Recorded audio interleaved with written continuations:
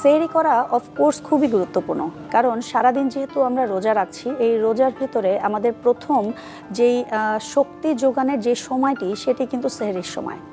আলহামদুলিল্লাহ আমরা কিন্তু জানি যে সেহরি যদি আমরা স্কিপ করি তাহলে কিন্তু আমাদের ধর্মীয় দিক থেকেও কিন্তু আমাদেরকে বলা আছে যে সেহরি অফকোর্স আমাদের করণীয় কি, যে আমাদেরকে অবশ্যই কিন্তু সেহরি করাটা সুন্নাত।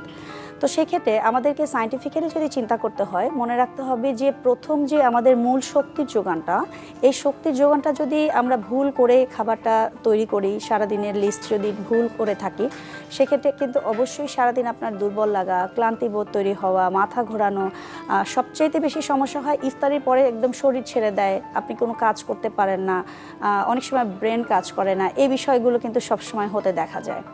সো সেহরিতে আমরা মনে রাখতে হবে যে কিছু খাবার আছে যে খাবারগুলো কিন্তু আমাদেরকে রাখতে হবে এবং কিছু বাদ দিতে হবে। সেহরিতে খাবার খেতে হবে অবশ্যই একটা ব্যালেন্স ডায়েট, যেরকম থাকতে হবে কার্বোহাইড্রেট, প্রোটিন, অবশ্যই ভালো কিছু ফ্যাট, ভিটামিন, মিনারেলস, এই জিনিসগুলো কিন্তু খাদ্য তালিকায় অবশ্যই রাখতে হবে।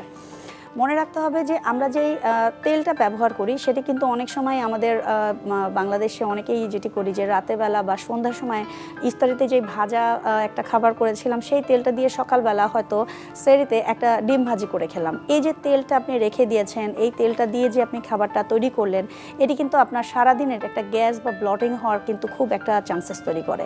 অবশ্যই মাথায় রাখতে হবে যে এই খাবারটি খাচ্ছেন সেটি যেন সহজ পাচ্য হয়। সেহরির খাবার কখনোই এমন হবে না যে খুব বেশি ঝাল, মশলা, তৈলাক্ত অনেক খাবার, এই ধরনের কোনো কিছু কিন্তু সেহরিতে একদম সঠিক না। তো সেক্ষেত্রে আমরা যদি খাবারের পরিমাণটাকে একটু সিলেক্ট করি, যে আমরা সেহরিতে একটু পরিমাণ বেশি খেলাম, যেটা আমরা অনেক সময় আরও একটা যে বিষয়টি আমাদের মাথায় রাখতে হবে যে আমরা খুব তাড়াতাড়ি করে খাওয়ার একটা চেষ্টা করি, যে আর 10 মিনিট বাকি, খুব তাড়াতাড়ি করে উঠলাম, তাড়াতাড়ি করে আমরা সেহরি খেয়ে নিলাম। এটি কিন্তু আমার মেটাবলিজম এবং ডাইজেস্টিভ সিস্টেমটাও কিন্তু একদম একটা জটিল প্রসেস তৈরি করে ফেলে। আপনাদের প্রপার ওয়েতে খাওয়ার জন্য সবার আগে মাথায় রাখতে হবে একটু সময় নিয়ে, হাতে সময় নিয়ে উঠেন।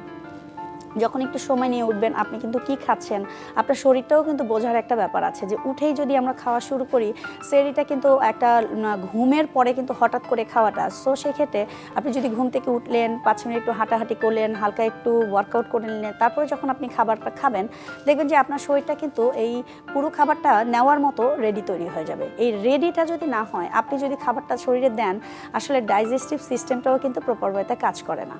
সো অনেকেই যেটা করে, যেটা আমি হয়তো এর আগেও সবসময় বলে থাকি, যে চা কফির ব্যাপারটা, সেহরিতে কিন্তু আমাদের কিছু ভুলের ভিতরে, যেমন ঝাল মশলার কথা বললাম, অতিরিক্ত তেলের কথা বললাম, যে চা কফিটাও কিন্তু এরকমই একটা ব্যাপার যে ডিহাইড্রেটেড করতে খুব সাহায্য করে।